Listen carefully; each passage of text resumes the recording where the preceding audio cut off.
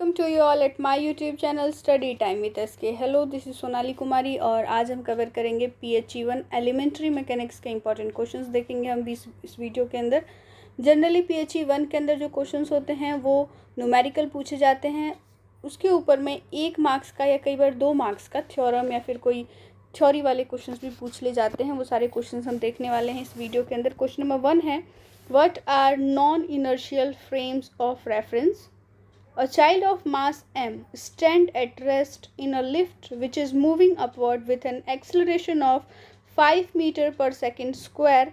What is the inertial force acting on the child? What is the apparent weight of the child? यहाँ पर आपको एक ही question के अंदर 3 चीज़ें पूछी गई हैं। तो सबसे पहले तो आप एक्सप्लेन करेंगे non inertial frames of reference को। इसके बाद आप इस क्वेश्चन को अटेम्प्ट करेंगे जहाँ पर आप सबसे पहले इनर्शियल फोर्स बताएंगे जो बच्चे के ऊपर एक्ट हो रहा है, साथ ही साथ आप जो चाइल्ड है उसका एपरेंट वेट भी बताएंगे। तो एपरेंट वेट पूछने के लिए काफ़ी बार पूछा जाता है, जो क्वेश्चन होते हैं उसके अंदर सिर्फ यहाँ पर नंबर चेंज किया जा सकता है। जैसे एक्सेलरेशन की यहाँ पर जो वैल्यू दे रखी है वो 5 मीटर पर सेकंड स्क्वायर दे रखी है, हो सकता है 2 मीटर पर सेकंड स्क्वायर दे करके भी क्वेश्चन पूछा जाए। आगे बढ़ते हैं क्वेश्चन नंबर 2 की तरफ। Write down the expression for the position vector of the centre of mass of an n particle system. यहाँ पर आपको एक्सप्रेशन लिखना है position vector for centre of mass के लिए एन पार्टिकल सिस्टम में। अब आगे बढ़ेंगे, इसमें क्वेश्चन एक दे रखा है, 4 particles of mass m, 2m, 3m and 4m are located at the 4 corners of a square of side a. Locate the centre of mass of this system. मैं आपको इसका फिगर एक बार दिखा देती हूँ ड्रॉ करके, किस तरीके का फिगर बनेगा। ये देखिए, आप सपोज कीजिए कि एक स्क्वायर है, साइड ए होगा और यहाँ पर डिफरेंट मास रखे हुए हैं, जैसे कि यहाँ पर m, 2m, 3m और 4m। इस सिस्टम के लिए आपको centre of mass find out करना है, लोकेट करना है कि इसका सेंटर ऑफ मास कहाँ होगा। एक और चीज़ आप यहाँ से देख सकते हैं कि अगर इक्विलेटरल ट्रायंगल दे करके भी कई बार पूछा जाता है, एक इक्विलेटरल ट्रायंगल है तो उसका सेंटर ऑफ मास कहाँ पे होगा। अगर मास यहाँ पर m, यहाँ पर 2m और यहाँ पर 3m रखा हुआ है तो एक और क्वेश्चन बनता है इसी तरीके का कि सेंटर ऑफ मास आपको प्रोवाइड किया हुआ है और 3 मासेस यहाँ पे दे दिए हैं, यहाँ पर m है, यहाँ पर 2m है, यहाँ पर 3m है। आपसे पूछा जाएगा कि यहाँ पर कौन सा मास है। तो इस तरीके से 3 क्वेश्चन बनते हैं इस टाइप के। आगे बढ़ते हैं क्वेश्चन नंबर 3 की तरफ। Derive the expression for the kinetic energy of the 2 particle system in terms of the center of mass and relative coordinates।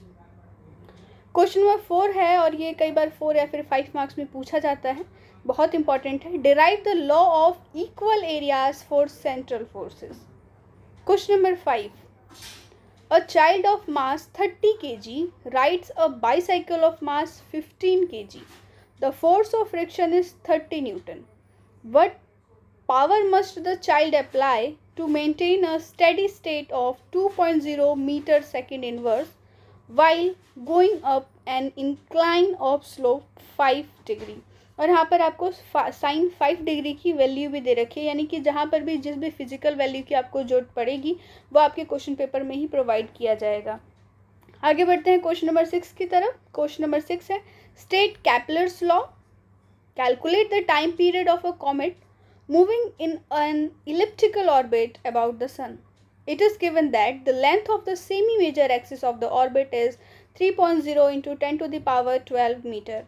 Question number 7, और ये क्वेश्चन जो है वो डिफरेंट शेप्स के साथ पूछा जाता है, जैसे कि यहाँ पर एक रिंग और एक डिस्क है, एक रिंग और एक सिलेंडर के साथ भी पूछा जा सकता है। क्वेश्चन को आगे बताते हैं। Each of mass m and radius r starts from rest and rolled without slipping down an inclined plane from the same height. Apply the principle of conservation of energy to determine which of them reach the bottom of the incline first। और यहाँ पर आपको friction को neglect करना है। 5 marks में पूछा जाने वाला क्वेश्चन है और बहुत बार पूछा गया है। क्वेश्चन नंबर 8 है, a 2 kg ball and a 3 kg ball are moving towards each other with a velocity of 5 meter per second each. Determine the velocities of the 2 balls before and after collision in the center of mass frame। collision से भी बहुत सारे question बनते हैं, हम आगे उन सभी क्वेश्चंस को आपको दिखाएंगे। क्वेश्चन नंबर 9 है, The position vector of a particle of mass m moving on a curve is given by this expression. आप यहाँ पर एक्सप्रेशन देख सकते हैं. यहाँ से आपको कैलकुलेट करना है काइनेटिक एनर्जी, एंगुलर मोमेंटम और साथ ही साथ टॉर्क भी आपको यहाँ पर बताना है कि टॉर्क क्या होगा. क्वेश्चन नंबर 10 है और ये कॉरियोलिस फोर्स से पूछा गया है और इस टाइप के क्वेश्चंस बहुत बनते हैं. जैसे यहाँ पर ट्रेन से पूछा गया है, ट्रेन के रेफरेंस में, बर्ड के रेफरेंस में या फिर बुलेट के रेफरेंस में भी ये क्वेश्चंस पूछे जाते हैं. अ train of mass 50,000 kg runs south at a speed of 30 meter per second at a latitude 16 degree north. Calculate the Coriolis force on the track and take the angular velocity of earth to be. आपको angular velocity भी earth की यहाँ पर दे रखी है इस question के अंदर. क्वेश्चन नंबर 11 है what are the constants of motion for a particle moving under a central conservation force. 2 marks में पूछा जाने वाला क्वेश्चन है और ये क्वेश्चन ऐसा है कि 2 मार्क्स में यही पूछा जाता है. Question number 12 a wheel has a moment of inertia of 2.0 kg meter square about its axis of rotation. It is rotating with an angular speed of 50 rpm. Calculate the torque that can stop the wheel in 1 minute and also calculate the work done by the torque in its time. Question number 13 है यहाँ पर. Define elastic and inelastic collision. दोनों collision को सबसे पहले आप यहाँ पर define करेंगे. फिर आपको डिराइव करना है एक्सप्रेशन फाइनल वेलोसिटी के लिए 2 पार्टिकल जहाँ पर हेड ऑन इलास्टिक कॉलिजन हो रहा है और जो टारगेट है वो रेस्ट पे है. क्वेश्चन नंबर 14 और काफ़ी बार पूछा गया क्वेश्चन है ये. The earth is suddenly condensed so that its radius become 1/√6 of its original value but its mass remain unchanged. How will its period of daily rotation change? State the underlying principle. यहाँ पर जैसे अर्थ के लिए दे रखा है, किसी और planet के लिए भी कहा जा सकता है कि उसका जो मास है वो हाफ हो जाता है और उसकी जो रेडियस है वो भी सपोज हाफ हो जाती है. तो क्या उसका पीरियड ऑफ डेली रोटेशन में क्या चेंजेस आएंगी और कौन सा प्रिंसिपल उसके अंदर निहित है, ये आप बताइए. क्वेश्चन नंबर 15 पे आते हैं. Explain the physical meaning of rotational inertia. On what factors does it's value depend? The kinetic energy of rotation of a particle in circular motion is 100 joule. It moves once in the circle in 44 seconds. Calculate the rotational inertia of the particle. Question number 16. State work energy theorem. और ये force apply हो रहा है, आप expression में देख सकते हैं जो पार्टिकल के ऊपर अप्लाई हो रहा है. Changing only the kinetic energy of the particle. How much work is done on the particle as it moves from the position, और पोजिशंस आपको प्रोवाइड किए गए हैं. Does the speed of the particle increase और decrease? Question number 17. Determine the force on a child of mass m in the frame of a lift moving upwards with acceleration a. Draw the free body diagram. Free body diagram बहुत बार draw करने के लिए पूछा जाता है. आप कोई भी क्वेश्चन पेपर किसी भी एग्जाम साइकिल का उठा लीजिए टीई का, आपको वहाँ पर फ्री बॉडी डायग्राम ड्रॉ करने के लिए पूछा ही जाएगा किसी ना किसी क्वेश्चन में. क्वेश्चन नंबर 18 और ये 12th में भी एक क्वेश्चन इसका बना था, सेम वही क्वेश्चन है. A girl is walking in the rain at a speed of 1.2 metre पर second along a straight road. The rain falls on her vertically at a speed of 1.4 meter second inverse. At what angle to the vertical does the person hold the umbrella so that she doesn't get wet? आगे बढ़ते हैं question number 19 की तरफ. State the law of conservation of angular momentum. Angular momentum का जो law of conservation है आप उसको स्टेट करेंगे. और यहाँ पर मैरी गो राउंड के क्वेश्चंस पूछे गए हैं. आपके जो ब्लॉग्स हैं उसके अंदर मैरी गो राउंड्स के बहुत सारे क्वेश्चंस होंगे. कुछ एग्जांपल्स हैं, उन्हें आप बहुत ही अच्छे से कवर कर लें क्योंकि मैरी गो राउंड के जो क्वेश्चंस हैं वो पूछे ही जाते हैं. A merry go round has movement of inertia 4500 kg meter square. It is mounted on a frictionless vertical axle. It is initially rotating at an angular speed of 1 rpm. A girl jumps onto the merry-go-round in the radial direction. If the moment of inertia of the girl is 500 kg square, find the angular speed of rotation of the merry-go-round. यहाँ पर आपको angular speed पूछा गया है rotation का 19 question के अंदर। आगे बढ़ेंगे क्वेश्चन नंबर 20 की तरफ। State impulse momentum theorem. Impulse momentum theorem को आपको स्टेट करना है 1 मार्क्स के लिए और 4 मार्क्स के लिए इस क्वेश्चन को सॉल्व करना है। A batsman hits a cricket ball of mass 120 gram with a speed of 40 meter per second. The fielder stops the ball and the ball comes to rest in his hand in 10 to the power minus 3 second. Calculate the average force exerted by the fielder's hand on the ball. यहाँ पर आपको average force calculate करना है। Question number 21। 2 particles of mass 4 kg each are connected by a light rope of length 2 meter.